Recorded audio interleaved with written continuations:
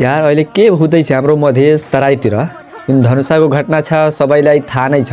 त्यसको बारेमा बढी चर्चा पनि गर्दा भएन किनकि सबैलाई थाहा नै छ के भयो, सत्य तथ्य के छ भन्नाले मस्जिदमाथि आक्रमण भयो, कुरान शरीफ भन्नाले मुस्लिमहरूको पवित्र कुरान मस्जिद पनि जलायो हैन।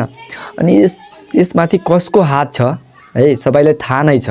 अनि त्यसपछि पनि कारबाही भइरहेछन् के, त्यसपछि भन्नाले यो हिन्दू मुस्लिमको कुरो होइन भाइ, एउटा इन्सानियतको कुरो हो। भन्नाले इन्सानियतको हिसाबले हेरियो भने एउटा राम्रो हुन्छ के, भन्नाले यो एकदमै नराम्रो कुरो हो। यो सबै इन्डियाको जस्तो कपी भइरहेछ हाम्रो मध्य प्रदेशमा, हाम्रो तराईतिर के, यो खासै नराम्रो कुरा भएको हो यार।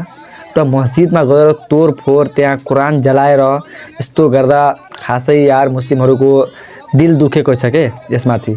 म बढी बोल्छु भने म माथि नै कारबाही हुन्छ अथवा म माथि नै बढी मान्छेहरू दबाब डाल्छ, यस्तो भिडियो किन बनायो, यस्तो किन गरियो। म भन्छु कि जुन मान्छेले यो काम गरेको छ त्यसमाथि कारबाही होस्, म यति मात्र भन्न चाहन्छु है। यसमाथि सबैभन्दा बढी गल्ती पुलिस प्रशासनको नै छ किनकि टाइममा पुलिस प्रशासन पुग्दैन त्यहाँ के, घटनास्थलमा पुग्दैन पुलिस प्रशासनहरू के। सबैभन्दा ठुलो गल्ती अनि ठुलो घुसखोर त यो पुलिस प्रशासन हो। हस्, धन्यवाद। जय नेपाल।